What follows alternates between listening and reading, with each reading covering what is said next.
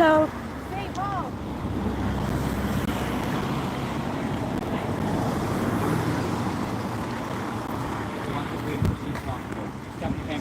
When I say public knowledge, all you didn't know. How are you? You can find the data. The data was Oh, there. yeah. Hiya, how are you? You're right. How are you? You well? Our very first leaflet was back in 2022, and we made a leaflet based on the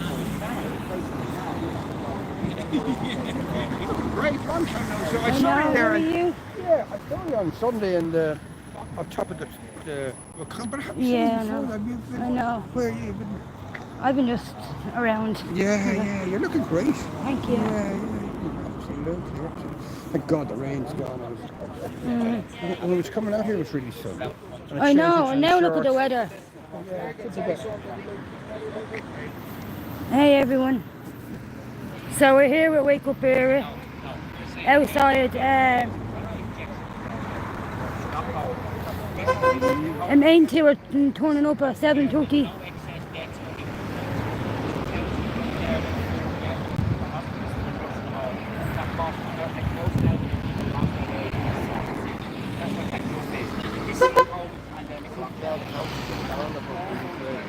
We are here at the Rotas Town Lodge.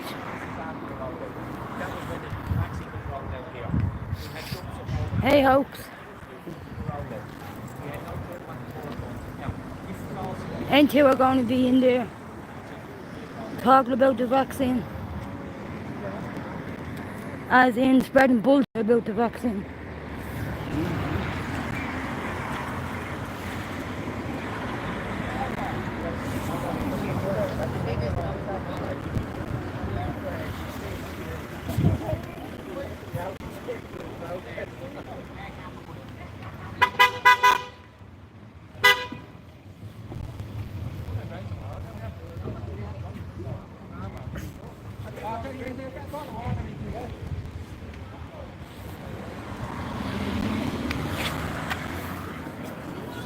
And horse fakes here. The great fake, as we know.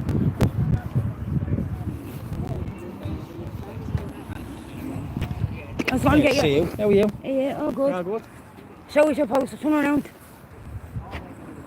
Good man. Ah, good.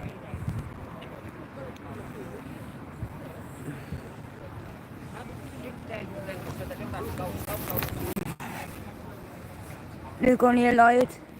Many people died.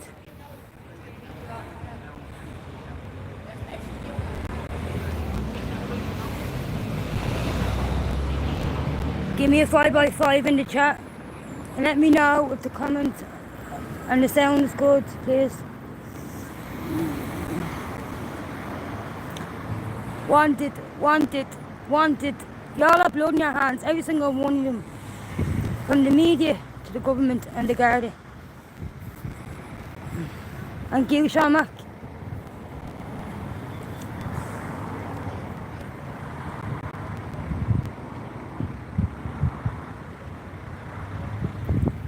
Jerry, we left our place at 5:30 and we got here now.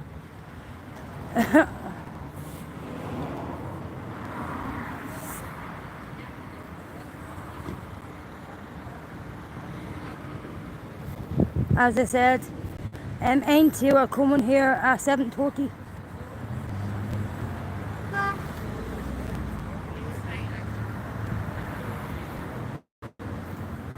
Rush hour, yeah, and the big hold up.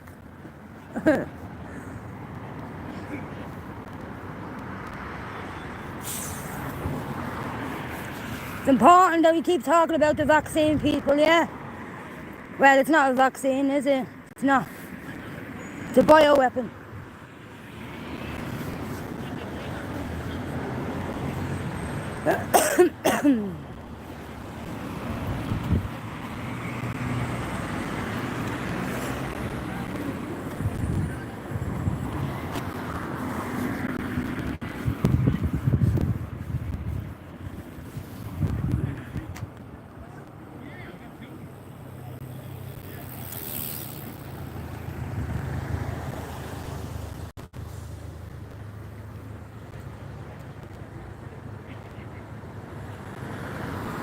We all know someone that passed away or was vaccinated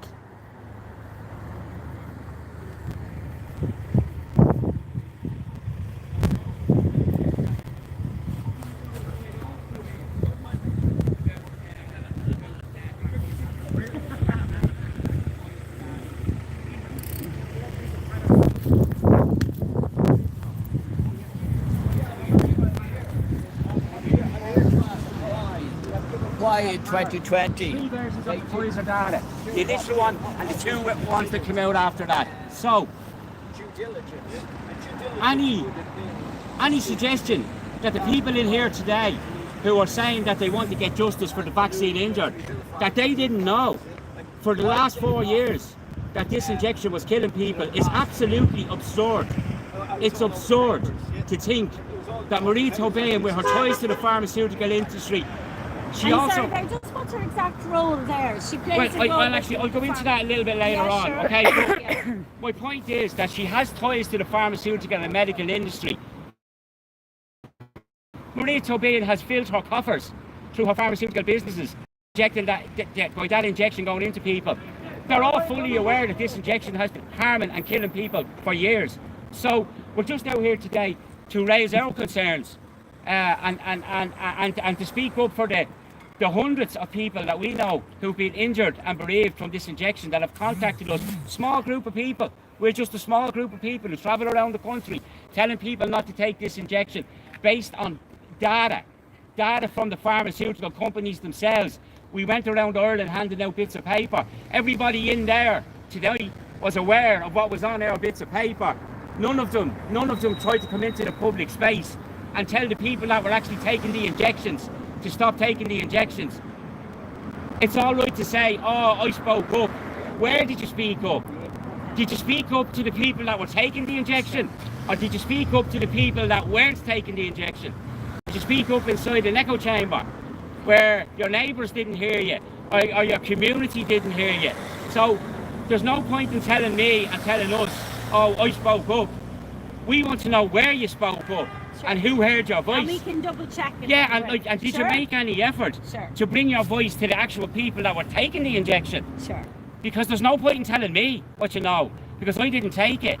Sure. You need to tell your neighbours. Your neighbours are the people that needed to know. And your community, and the people in your GAA community. They're the people that needed to know, not the people that didn't take it. So we have got a letter, we've written a letter, it's just not arrived yet, it's on the way. That's perfect, right? And it's a letter for Ain too. And our concerns are the things that we have told the Tobins over the last 3 or 4 years about this injection. And we've been ignored at every turn. They don't even offer us an email reply. And more than ignored, we've been vilified and and I would just say as well, we gave Maddie McGrath all this information. We gave Sharon Keown all this information. We've travelled around Ireland. We've been outside dozens of politicians' offices.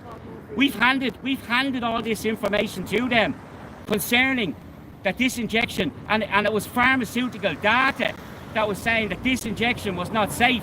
Now, it's up to the politicians, it's up to the medical industry, and it's up to the media industry to keep tabs on a brand new pharma product 100% that's been given to millions of people. Yeah. It's not up to lay people like us Yeah. to be looking for Pfizer data. Yeah. It's up to the people that coerce the people to take the injection, to track the deaths and injuries from the injection, and to intercede as soon as they find out that there's a problem.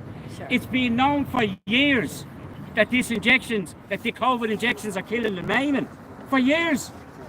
So what are we doing here? Are we going to call it all out? Sure. Right. And I'm very sorry, just before I just want to confirm, before I left County Meath, I confirmed that I'm still working to the pharmacist today in County Meath, it's open territory, and I could take that vaccine, not vaccine, today. Today? You can still get it today. I'm just confirming that now.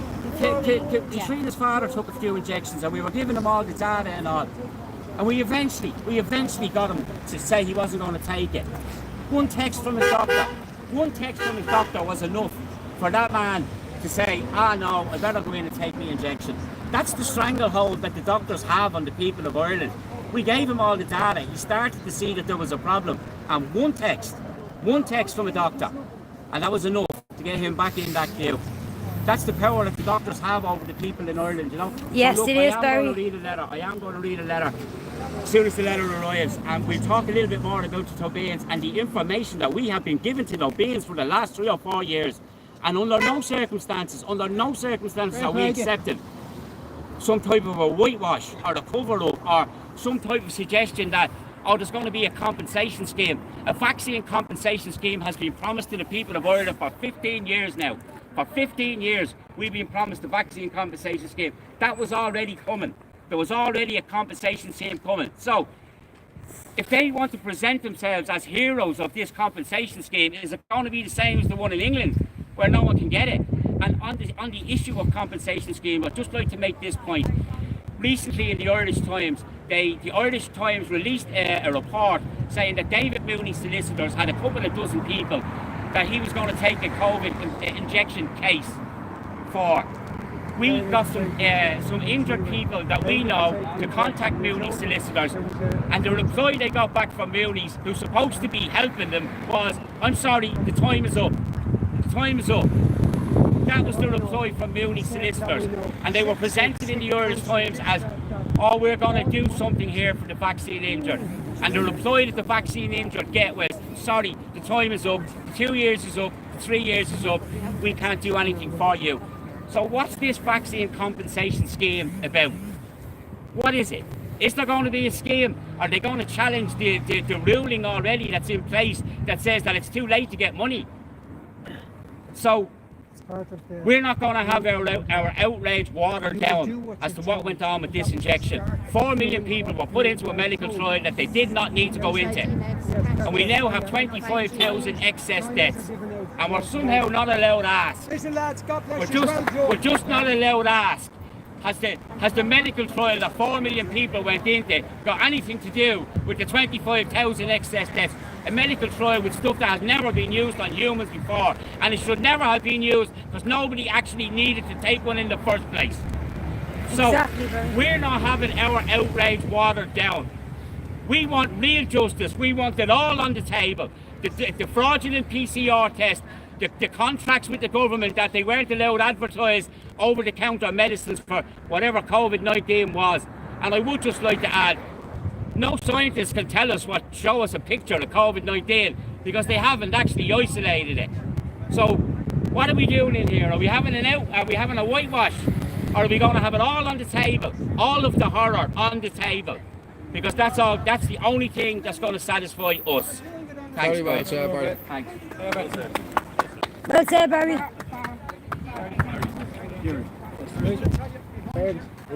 You're Fergus, he's Barry. The reality is, when did you ever see the whole world closed down in 1 second? Exactly. When did you ever see day in, day out, week in, week out, hour in, hour out, every single media saying the same thing? Yeah. And isn't it amazing? You ask the county council to do a little job, they'll never do it. Yet there was yellow signs everywhere, everything was closed down. We've amazing this fight. Thanks very much. Very good. Fair play to me. Very much. Thank you. I've got from the wrong guy. Did you get that? Did you get that? Yeah. Good man. Also, it came in on the tail end of that. Yeah. Kieran, who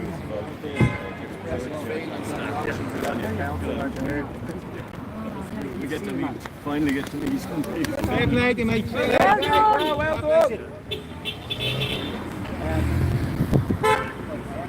Now this is what we need.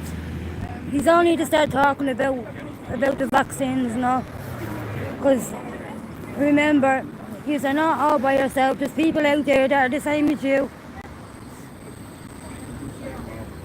It was coercion.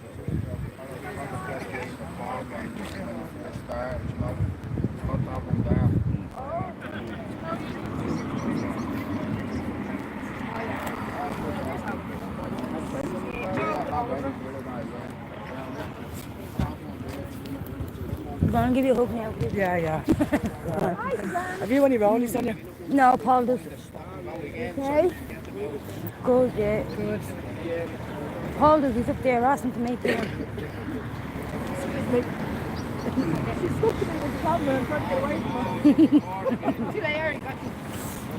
This one? Yeah.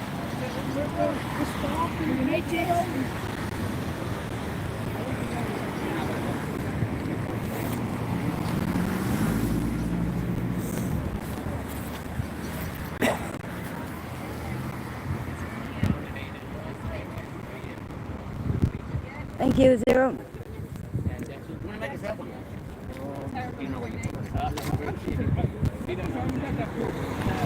You want a bottle of water and shop? I'd love it. Have you got it on you? You want to drink it? Just get us a bottle of water or a cup of tea or something. Yeah, you get the crack up. Oh.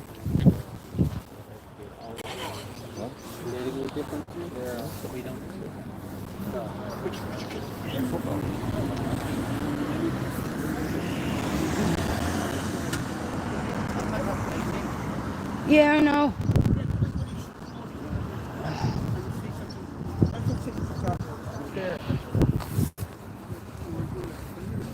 Oh yeah, look, we come from this. It's nice, isn't it?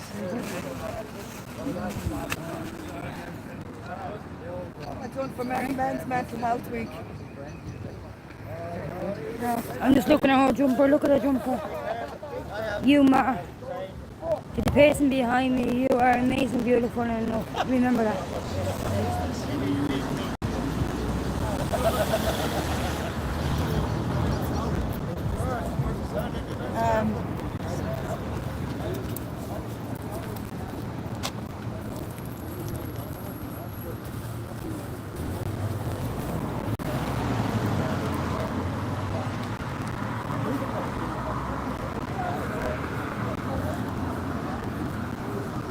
Would you like to say a few words, Edel? Or are you sick of talking at this stage? Well, people are probably sick of hearing me, and the subject is still the same, isn't it? I mean, Yeah. we're here because, you know, people didn't do their job properly, and you know, Mairead Tobin, who was a HSE worker, I think for something like 15 years, she's also on the board of management or whatever of the pharmacists association. She's also a TD or a local councillor, I should say. So Mairead should surely be well qualified to know that when Pfizer's data came out, she should be well qualified to know that those side effects were deadly, if not at least life limiting. So, you know, we have to be asking, why is Mairead? Why now? Why this and why now? I mean, for years herself and the Tobin dynasty and in general, completely, as with all the politicians and all the individual independents as well. I mean, we have Gillian Toole, who's a pharmacist in Ashburn, and Gillian is a local councillor as well, and Gillian has been a pharmacist for 30 years. So surely something triggered when she saw all this data coming out. So really, like Barry has said previously and much more eloquently than I can at this stage, what are we actually doing here tonight? What's this meeting about? And we will go in and we'll see the meeting respectfully and see, have they anything to offer? I can't imagine what's going to be on the table for people. This is 15 years coming, and suddenly this week, I mean, we went the length and the breadth of the country saying Yes, people you have. vaccine injured, and they all said there was no such thing, and including in my own county of Meath, we walked the streets of Meath saying that there was vaccine injured, and the Tobin said there was no such thing. And now suddenly here they are in Rochestown Lodge tonight saying there is such a thing. So look, you know, let's go in, let's see what they have to say. We can't judge until we go in and hear and people ask their questions. And you know, we'll keep people updated on that, and then we'll find out what's this. Personally, I think this is a whitewash for a no blame COVID amnesty. Not that there ever was COVID. That's what I believe has been pushed here, but I'll stand corrected. So for now, thank you, and yeah, we'll go in and see how this meeting Yeah, goes. we will. Thank you.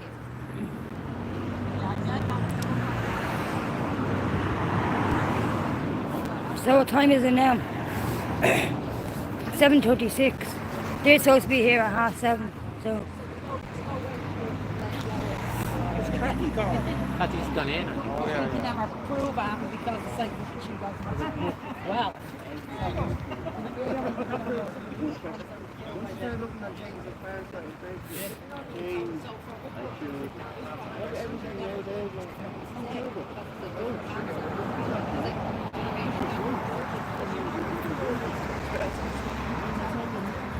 hey, éiRe only. Hey, Josso. Hey, 420. We're over here at the Rochestown Lodge, just near a Kleiny shopping centre, about the vaccines. Because Monte was coming in there to have a meeting about the vaccine at 7:30.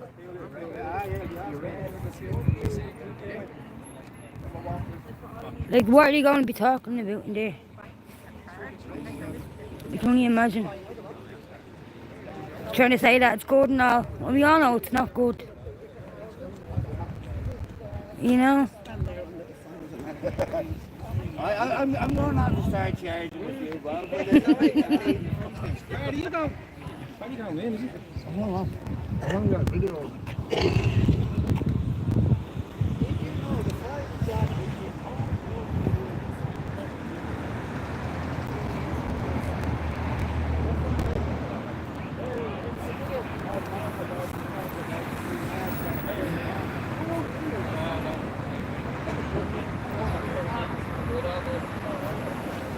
There's a few gone in. There's a few gone in.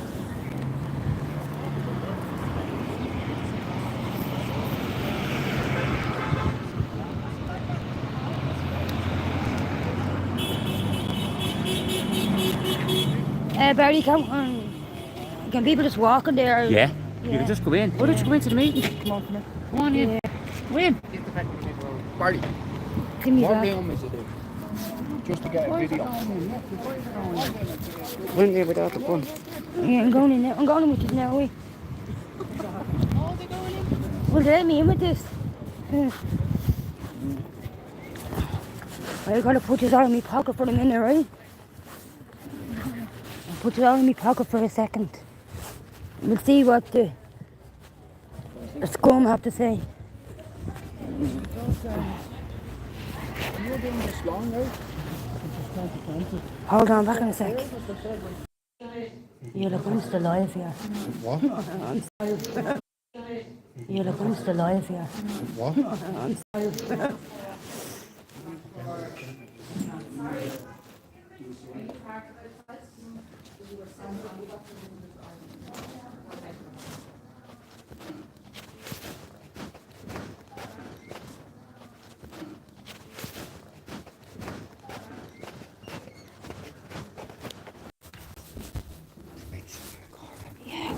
It's live music. So.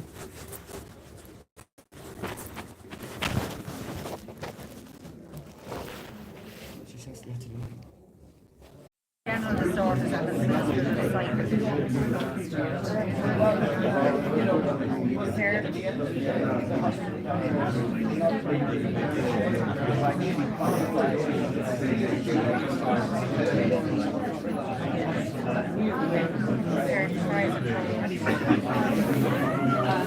yeah, it's more. If you keep scrolling, there's more. 29,000.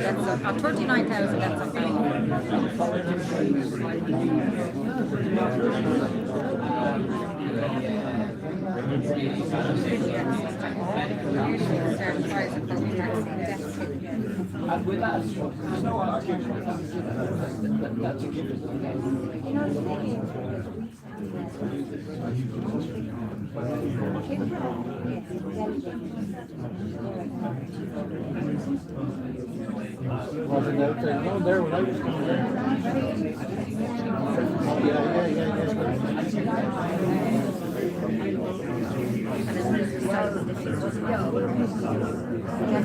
Loads coming in.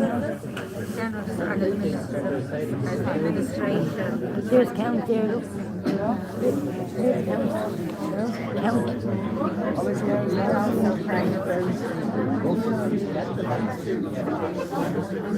The pregnancy was a scene as well.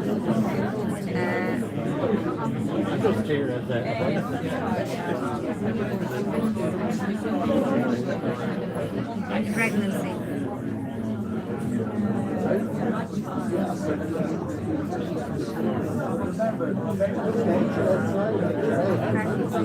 Can you pronounce that word?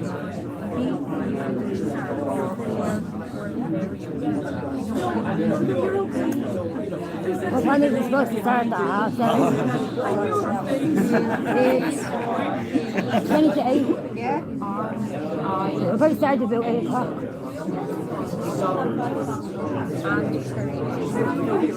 I know.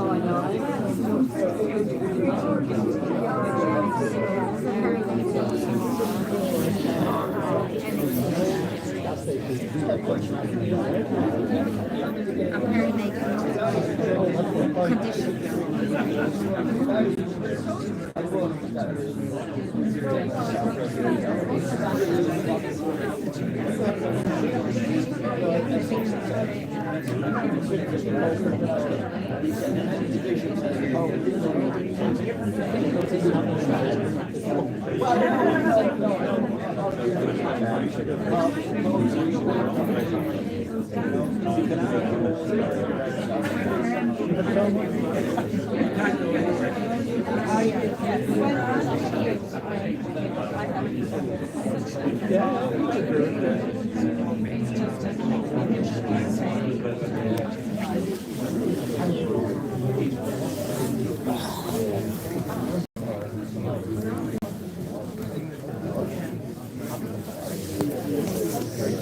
evening, everyone, and you're all very welcome.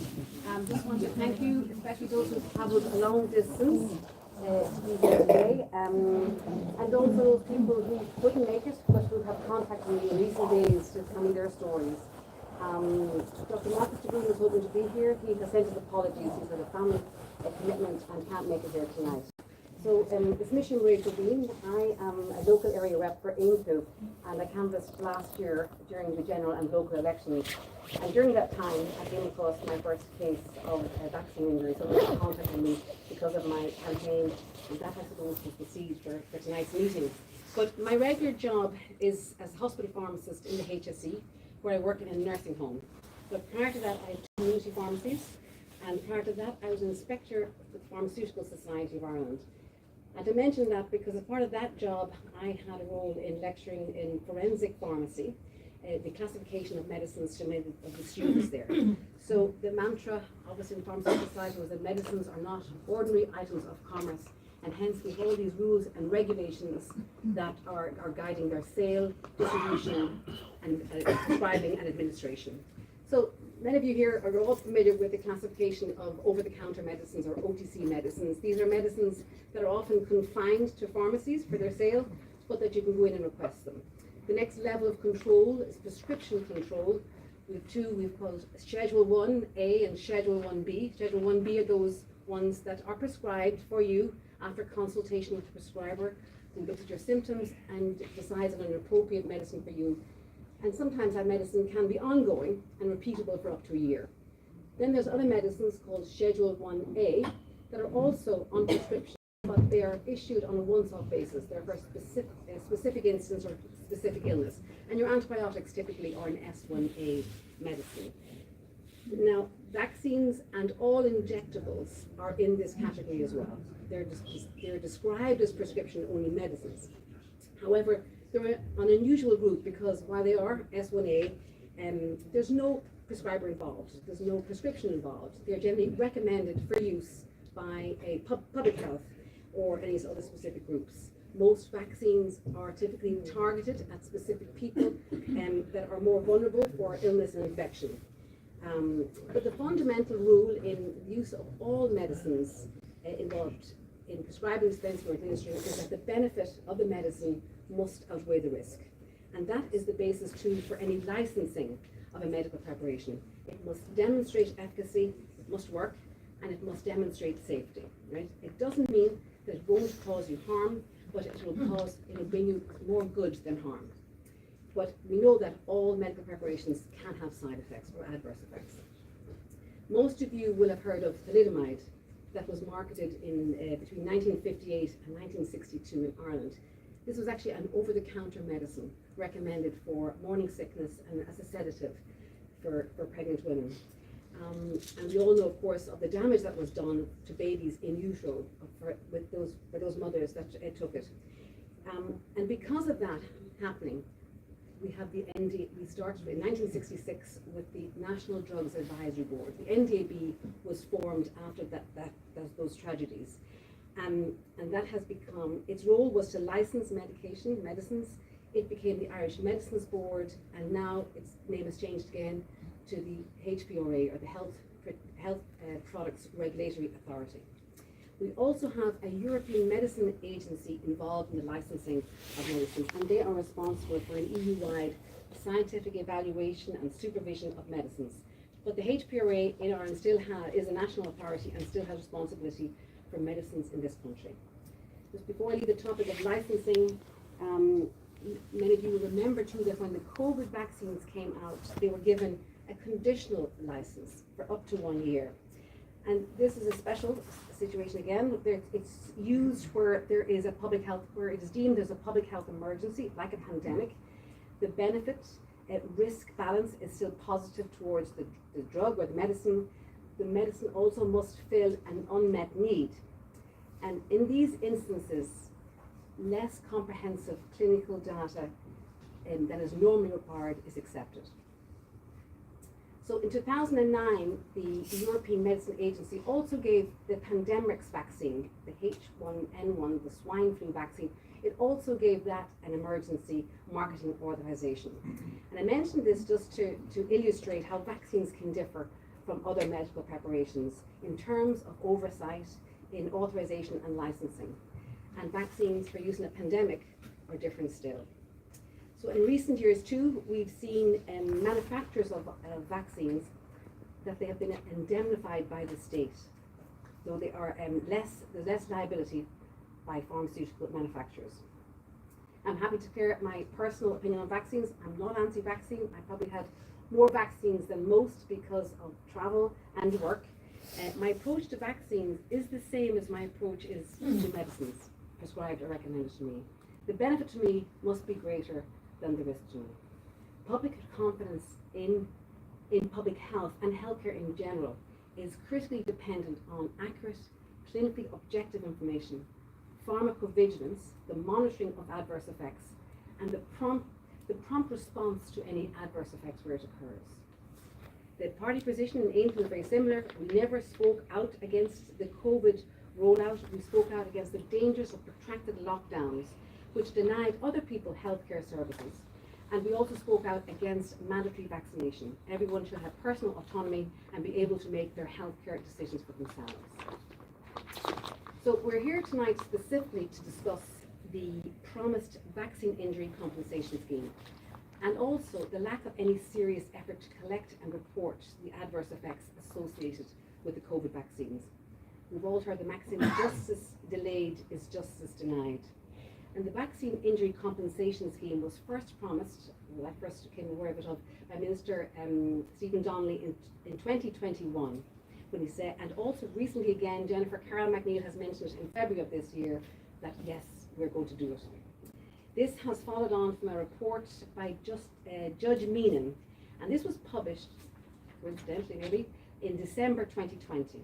And there was an expert group that came together to consider an alternative mechanism for personal injury cases, or for resolving clinical negligence cases. Judge Meenan, one of his comments very interesting, he said there's a strong moral argument for the state that actively encourages vaccination, that they should accept responsibility for those who suffer harm as a result. And another interesting recommendation for me and the Meenan report was to make it, this was obviously it hasn't happened, but this was an aspiration, that it would be a criminal offence for a healthcare provider to deliberately fail to make a disclosure of a serious reportable patient safety incident when the law requires them to do so, So that is going to be an extra onus on those involved in healthcare provision when they come, like mandatory reporting, when they become aware of a serious reported incident, that they do so. Right now, any reporting of adverse effects of medicines is completely voluntary. So while vaccines are outliers in medicine terms, the COVID-19 vaccination program in Ireland was like nothing before, right? In 2009, I mentioned the swine flu pandemic. There were 2.4 million doses of pandemics administered. We've had about 5 times that with the COVID vaccines. And back then, there were settlements of 4.5 million were paid out to 3 complainants who suffered harm as a result of the pandemic vaccine. And 80 others were offered a settlement if they made their settlement within a short period of time. Now, over time, that money has increased. I contacted Michael Boylan, solicitors. Initially, I thought in this meeting it would be nice to get a legal expert here, but I had difficulty in doing so. But I contacted Michael Boylan, solicitors, and they took the cases in the pandemics inquiry. And a partner there spoke with me very freely today. She said that to take a case against a manufacturer of any drug, vaccine or a drug, it could take a decade to resolve. All right? Remember, it's perfectly legal for medicine to cause harm.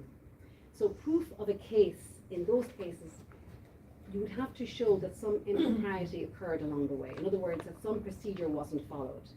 If you suffer from a recognised vaccine, can I take questions at the end? Do you mind? No, this is important. I just want to know, did you ever administer or dispense COVID-19 vaccine as a pharmacist? No. I work in a nursing home, so it wasn't something that I could have volunteered, but no, I wasn't volunteered. So I'm saying there, so really the legal route for somebody to make a personal claim, it's just against a manufacturer, is just it's David and Goliath, you know, it's not. But we have, we would hope that our regulatory authority would, if enough instances of adverse claims came, that they would pull it, like they did in the pandemic's case. That vaccine was taken off the market. So those likely to, this was the advice I was given today by this partner in Michael Boylan's solicitors, that those likely to succeed in a personal injury case against the state are healthcare workers who suffered injury because they may have been pressurized by their employers to take, and therefore their consent is not on a sound footing. The whole country was You could say that. told yes. no. The whole But she country, did distinguish. She said taking a vaccine just to travel, like so many of our young people did, or to get into a pub, the vaccine passport. Blackmailed into it. but that would weaken your case because then you didn't have to, you know. I mean, that's just the legal thing there. So those who suffered too from boosters or late vaccinations also have a better case, because the suggestion in this is that we're no longer in a pandemic, therefore the benefit risk balance has shifted, and the state's liability has shifted as well. So that's just, I know many people suffered with dose 1, dose 2, but at this late stage, the vaccine program is still going on. Injuries at this stage then have a better chance of success. Did the government know about Pfizer data that was brought out in 2021? Can I take that question afterwards? I mean, I have no idea, to be honest. I thought the government knew or didn't know, but I also contacted there is one other solicitor, Liam Maloney in Naas, and he has taken 30 cases to the state's claims agency. I told him I was, and he wouldn't speak to me. So there's obviously even a difficulty within the legal profession in dealing with this. Did you know about the Pfizer data? No. But you were given it, until was given it in 2021. I personally didn't read it. Okay. You didn't read it. Do you mind You're a if I- pharmacist. Yeah, but anyway, we can see the difficulties with our regulatory. The problem for me in a lot of this is the difficulties it is to record adverse events, right, with our regulatory system. They're very slow to collect or respond to vaccine injuries, and the legal system accepts adverse effects of vaccines, and they're only looking for cases where there was some other impropriety done. So the solution for all those suffering from an injury associated with the vaccine is a vaccine injury compensation scheme. This is critically important. We have been promised it, and it's urgent. The value of such a scheme, apart from compensating people in a small way for the harms they have suffered, is that it focuses the mind. It acknowledges injuries, and also rising costs will again force the mind and prompt some action. So before I go any further, I want to hear from people who have agreed to speak to me today about their particular situation, and then we will discuss at the end what we'd like to do following this. Can I just ask a quick question? In 2020, on the 23rd of December 2020, there was a freedom of information. You said you worked for the HSE 15 years, was it? You worked for the HSE? I'm working for, yes. Yeah, well, in 2020, the 23rd of December 2022, in the 23rd of December 2020, there was a freedom of information sent to the HSE asking have they ever isolated the virus. And still to this day, there's no country that's ever isolated the virus. And it was given back here the information saying from the HSE saying that they haven't ever isolated the virus. So I want to ask you, as someone who worked for the HSE for 15 years, I'm not privy to Just answer the question. Excuse me, how would you not know if you are a pharmacist for 15 years and like from the HSE themselves, they said that they've never isolated the virus. And then you also said that you've never received the Pfizer data, which the Pfizer data was given to each member of the government by Wake Up éiRe. Okay, can I just answer that? I work in a pharmacy in the HSE. I'm not privy to freedom of information requests. I don't. I've got copies of this if anyone wants it. So, can I just introduce myself? I'm Dr. Jerry Waters. I'm the only doctor in Ireland, in Southern Ireland, to have been suspended from the medical register for refusing to give the vaccine. In 2020, I recognised that there was no virus in the community. Take note of what I'm saying now, because you talk about the emergency, the need for a virus, and you talk about the cost-benefit analysis. Yeah, well, it's the same thing. But what I'm saying to you is, in 2020, as a GP of 40 years standing, the one thing experience gives you is pattern recognition. And I recognised in 2020 there was no virus in the community worthy of the lockdowns, the masking, the social distancing, and particularly not what you refer to as a vaccine. It was not a vaccine, it was a gene therapy. Bioweapon. That's what it was, a bioweapon. Well, yeah, can I finish? Yeah. Go on, Jerry. It's a gene therapy officially, okay? And they altered, the World Health Organization altered the terminology to bring it in under vaccine. There was never a need for it. There was no virus in the community worse than a winter flu. That is proven by the fact that the same number of people died, roughly the same number of people died in 2020 as had died in 18, 17, 16, 15, 19. Roughly, there was no increase in the number of deaths. No children died, which was an impossibility with no novel virus. And the average age, well, if you don't mind. Pardon? I'm sorry to tell you that children did die during COVID. Children, of course children died through COVID, but none of them died of COVID. Exactly. And the reality of it is the diagnosis of COVID was well done, Jerry. the PCR test. Speak the truth, Jerry. And the PCR test was a con and a hoax. Can I just, yeah. A total con and a Can I hoax. bring them in? Everybody in the world now knows that COVID. Now, and I also want to ask, A2 were actually busing people to get the vaccine. Have you apologised for that? A2 never bust anyone. They did. They never did. Well, I'm sorry, but that is what the public perception is.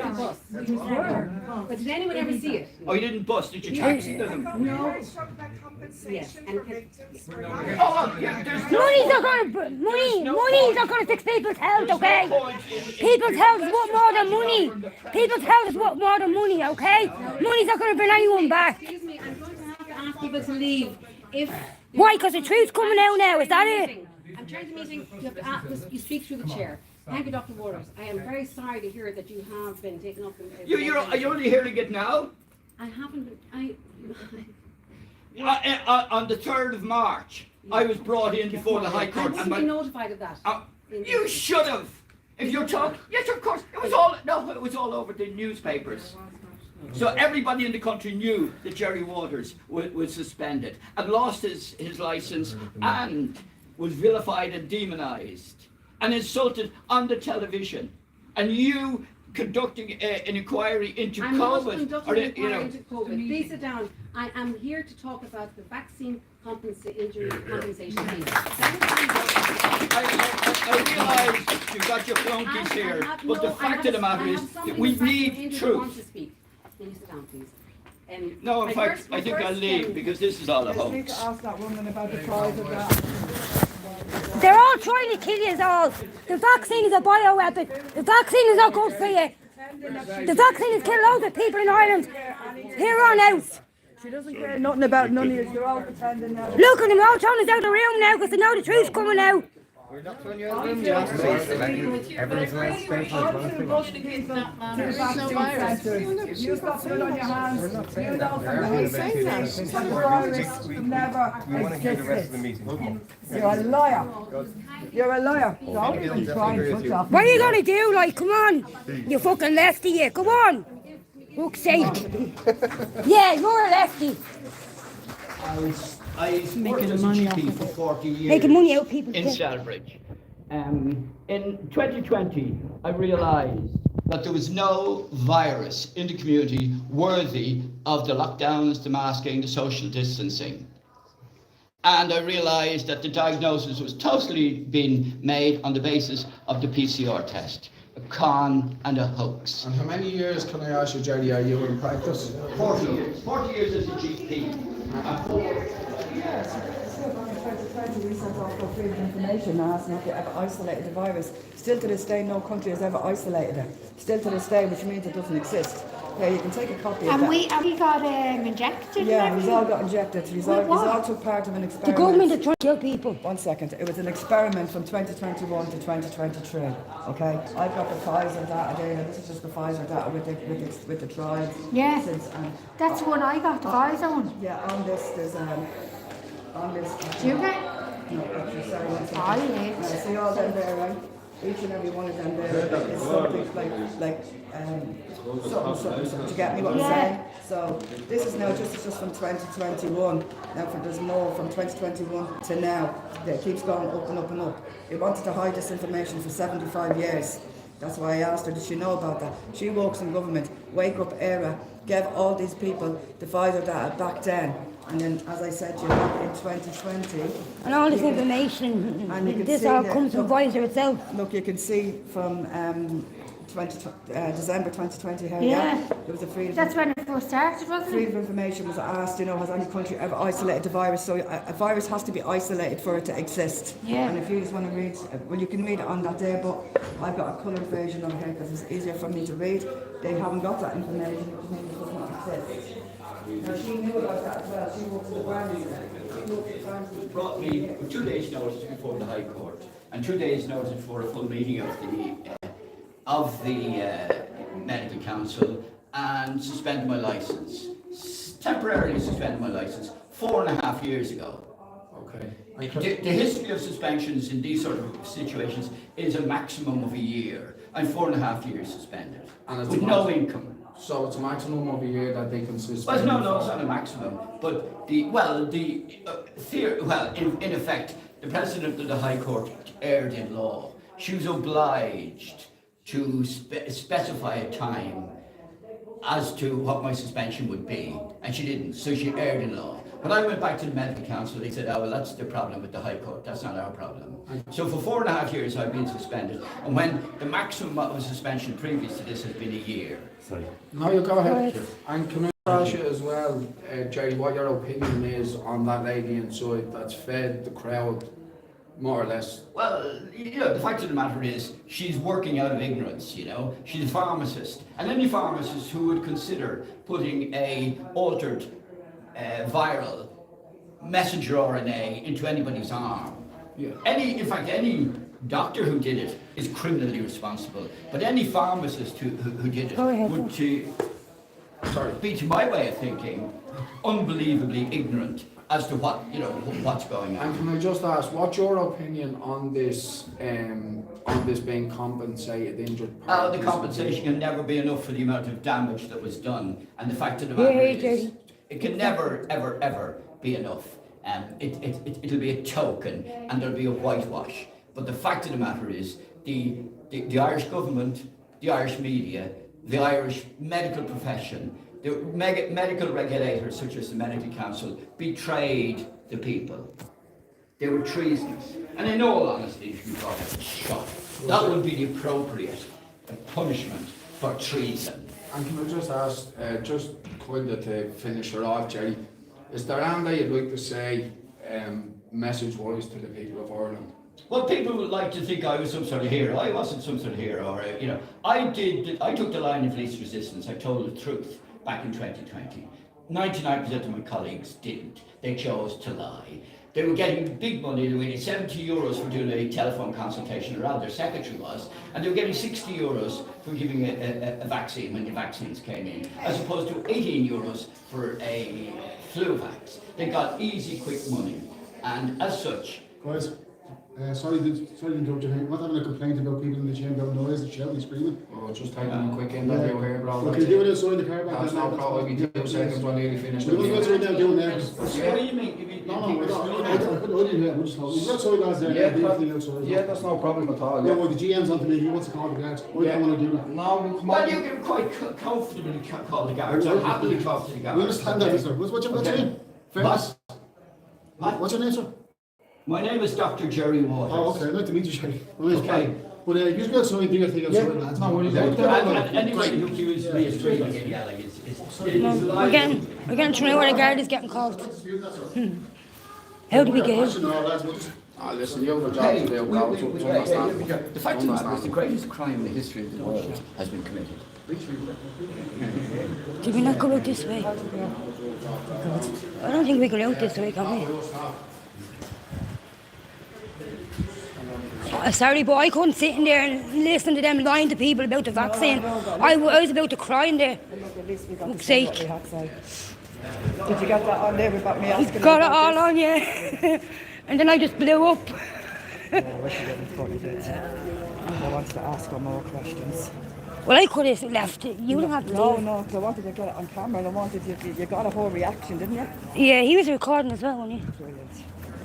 I hope. Your man behind us. Well, she wasn't expecting that. No.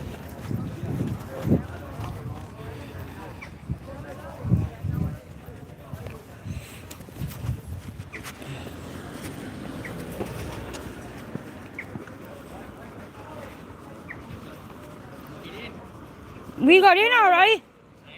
Fucking destroyed her. Oh my God, I couldn't sit in there listening to them fucking lying in there. I fucking went mad, I did. Fucking destroyed her. That many in there? There's a few in there, yeah. I got it on live. I'm gonna tell Barry to grab this live now and fucking save it before my channel gets taken down. That was, oh God. Please, Vincent Jackson. Jerry says, Sue, just sit there and listen to her flower, and I couldn't though. And then Jerry stood up, that doctor there stood up and started talking, and I'm like, go on Jerry, tell the truth, because they were shutting them down and all. They got guns. Yeah. And one man was coming over the bridge to push her lady. I said, get your hands off her, you fucking lefty, yeah.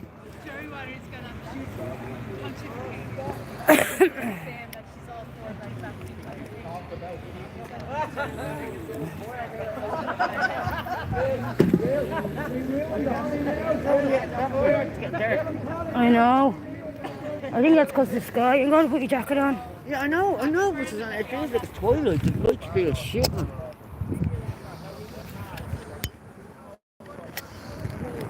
What close has it been? There's a bin over across the road. Bridget asked the first question, right? And then I start recording her while I was alive. I'll have a look now.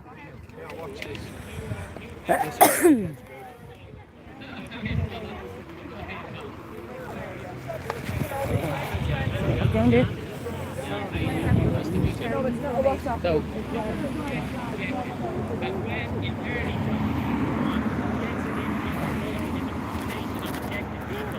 these same individuals, such as pharmacists and politicians, vigorously enforced an evil code of silence on the C19 injection carnage. They actually suppressed the truth and withheld life-saving information from the public. Since 2021, the post-injection deaths and injuries were rising in hospitals, in your community and on the ground. People in positions of responsibility in Ireland had a duty to observe the facts, the deaths, the injuries and the unnecessary pain and suffering occurring everywhere. These are basic common sense measures that anybody would follow during the rollout of a new technology pharma product that was still in the experimental phase of product development. Ms. Tobin, during the years of intense C19 injection deaths and injuries, you were both a pharmacist and an election candidate. Please do not subject yourself to further ridicule by posing as an earnest individual who cares about the C19 injection suffering in society in 2025 when you have a track record of suppressing the truth of this for the last 4 years. Ms. Tobin, as a pharmacist with 18 years experience in the public sector and a candidate for elections in 2024, you had behind the scenes and on the ground understanding of everything dangerous about this injection, and you did nothing to inform others. When you stood for election in 2024, there were approximately 18,000 post-injection rollout extra deaths in Ireland. It was blatantly obvious back then in 2024 that we were being killed and injured by our own medical and political classes. Your election campaign literature for 2024 talks of bicycle C19 medical murder and violence. You suppress the truth. As a pharmacist, it beggars belief. How could you do this? How could you ask people to vote for you while you withheld life-saving information? While you, an experienced pharmacist, let uninformed people continue to take the dangerous boosters? How could you do this? What did you say to people's faces when you knocked on doors and tried to persuade them to vote for you? Let it be noted that there were first-time independent candidates who stood for election in Ireland last year, who utilised their entire election campaign as a vehicle to inform others about the dangers of the C-19 injection. I'd just like to add there was very, very few. There was only 3 or 4 people in this country who ran for election last year and actually put COVID-19 injection harms, Pfizer's data and excess deaths on their leaflet. Only 3 or 4 in the whole country. They cared about the people. They tried to save lives, and their basic integrity and decency makes all the other candidates look like depraved, pro-genocide cowards and opportunists. Pure gone-bean stuff. It is now evident that most of our politicians have lied by omission. Ain't2 has the audacity to posture as grassroots and use the catchphrase accountability. Miss Tobin, you are accountable for your Ain't2 position as a pharmacist who withheld life-saving information about a dangerous pharma product from a public who would have trusted your professional qualifications. It beggars belief that you have the audacity to stand up in public now and talk about injection injuries when you were in a position of privilege to prevent some of these and you did nothing. Ain't2 seem to be very proud of their anti-abortion stance. Miss Tobin, as a pharmacist and an Ain't2 member, how do you justify the use of fetal cells to manufacture regular vaccines? The public is aware that traditional vaccines use an intentionated form of pathogen to trigger an immune response.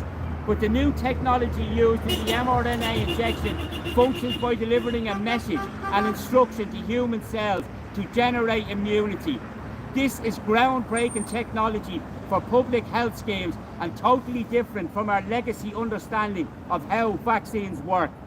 Anyone who poses as an authority of pharmaceutical on medical matters and insists on calling this dangerous product a vaccine is willfully blurring distinctions and deceptively masking the true function of the new technology of the C-19 injection, so as to deceive people into associating the mRNA product with our ideas about regular vaccines. A pharmacist who insists on using the term vaccine for this mRNA injection is abusing their authority and their position to cover the fact that this is in fact a bioweapon. We have 25,000 extra deaths now. Are you really going to insist on calling this a vaccine? Are you really going to keep on digging your own grave? Miss Tobin, I ask you as a pharmacist, do you have evidence that the COVID-19 virus actually exists? Has it been identified? Many people have made official inquiries and requests for proof of existence and have found that COVID-19 does not actually exist. If you maintain that COVID-19 exists, it is your duty to supply supporting evidence. Maximum of law. The burden of proof is on the one that makes the claim. They unhinged. Go on, there, keep going because I'm live. Go on. Hang on, just wait 1 second. Yeah. The unhinged arrogance of our political class is often stomach-churning to informed people in normal times. But in times of stealth, mass medical murder, this sham evidence is nothing but a PR and a data-collecting exercise and a cover-up for the people who stood by and let their own people take this bioweapon. We all know that our Irish economy is heavily reliant on American corporations of big tech, big pharma that are located here. And we can all see since 2020, our lives have been hugely dominated by pharma and digital tech powers. artificial intelligence can replace human workers, and depopulation would make sense for the planned New World Order. The C-19 Holocaust, for that's what it is part of the New World Order scheme to depopulate the world and to impose bio-digital control over the rest of humanity. We have observed the US has introduced a bill, the Healthy Technologies Act 2025, to permit AI machines learning as eligible practitioners for prescribing medication. This would replace human pharmacists. The US has already authorized AI-led cancer vaccines, I say that in quotes, treatments to give instructions to ourselves, just as the mRNA gives a message to ourselves. We know where this is going. The plan is to replace human medics and pharmacists with AI systems so that we can be bio-digitally controlled by centralized administration. And you, Ms. Tobin, with the experience as an inspector for the Pharmaceutical Society of Ireland, would be in a great position to facilitate the New World Order transition of the pharmacy services to AI controlled systems. The writing is on the wall, people, and more people are starting to see the true schemes behind many public figures who posture as earnest and concerned about our society.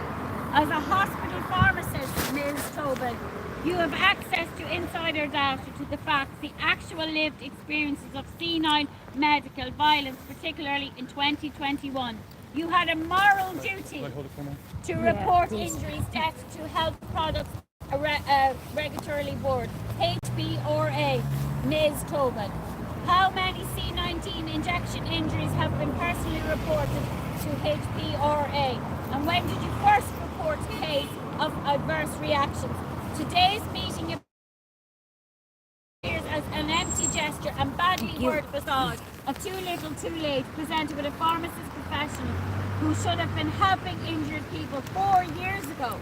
Let us all note that the pharmacists in general made huge extra profits from the C19 medical violence scheme, both by injecting and through the rising demand for medical to treat post-injection injury. This awful line from over 75 years ago rings loud in my ears. I was only doing my job. In normal times we accept that political per se have thick skins and hard necks, but it is a step too far. By far the people who have the professional expertise and authority to inform and to save lives. It is an unfortunate association for you, Ms. Tobin, that your brother Heather Tobin, an elected A2 member and party founder, eagerly bused the people of County Meath to the C19 injection centres. In October 2023, Mr. Tobin spoke on the Dáil during the sham debate on excess death, where not even one member of the domiciled government mentioned the actual injection. It is outrageous, but not any different from the 160 TDs and the 60 senators in 2022 who were sent emails of the Pfizer trial data by Wake Up Era. All politicians continue to ignore this horrific data from the product trials for the mRNA C19 injection.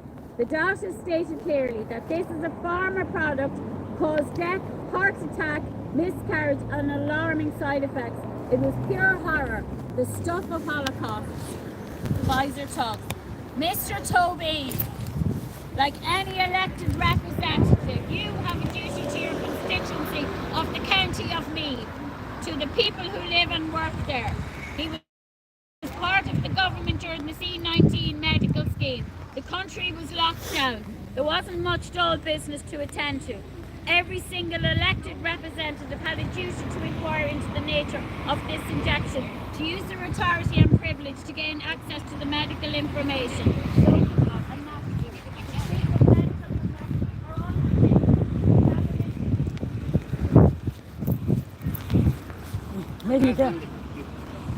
I've gone to the garage, you see.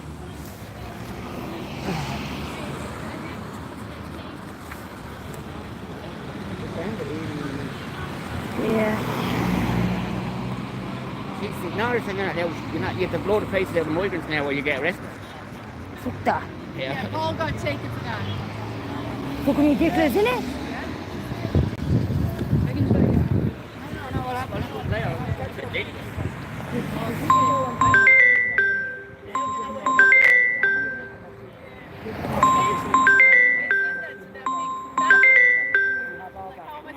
she was saying that, like,